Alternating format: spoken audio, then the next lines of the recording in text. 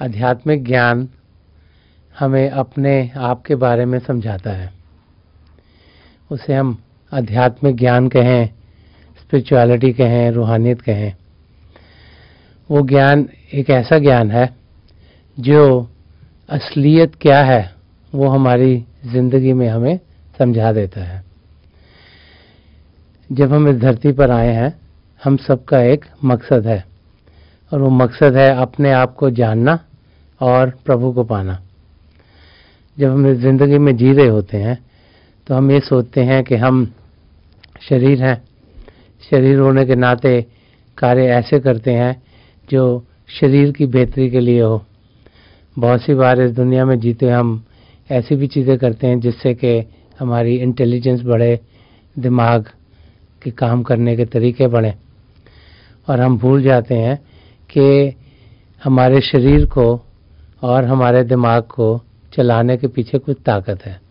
वो ताकत हमारी आत्मा है, उसे आत्मा कहें, सोल कहें, रूह कहें, और उस आत्मा का ज्ञान ही आध्यात्मिक ज्ञान है।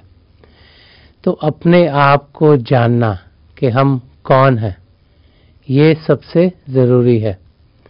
और बार बार महापुरुष हमें ये समझाते हैं कि जो हमारा असली रूप है वो आत्मिक है। अगर उसकी हमें जानकारी हो गई तो फिर हम ये जान जाएंगे कि हम कौन हैं। जब वो जानकारी होगी तो हमें ये मालूम हो जाएगा कि हम आत्मा होने के नाते चेतन हैं, प्रभु के प्रेम से भरपूर हैं, और प्रभु का ही हम अंश हैं। जब इंसान को ये अनुभव हो जाता है कि हम प्रभु का अंश हैं, हम प्रभु से दूर नहीं, तो फिर हम अपनी ज़िंदगी ऐसी जीनी शुरू कर देते हैं जिसमें कि हम प्रभु की नज़दीकी को पाएं, जिसमें कि हम ईश्वर के करीब पहुंचते चले जाएं। जब हमें मालूम हो कि हम उनके अंश हैं तो हम अपने आप को उनसे दूर नहीं रखना चाहते।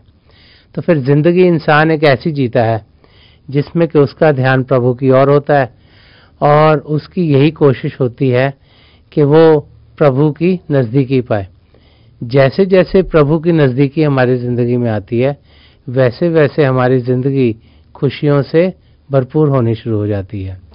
तो आध्यात्मिक ज़िंदगी एक ऐसी ज़िंदगी है जिसके ज़रिए असलियत को हम जानते हैं, जिसके ज़रिए हम खुशियों को पाते हैं, जिसके ज़रिए हम अपने कदम अपनी मंजिल की ओर उठाते हैं।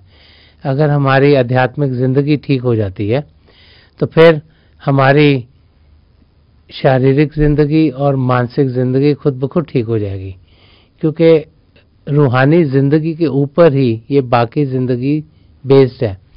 तो ज़िंदगी का मकसद यही है कि हम आध्यात्मिक रास्ते पर चलें, अपने आप को जानें, प्रभु को पाएं, और अपने कदम अपनी मंजिल की ओर उठाएं।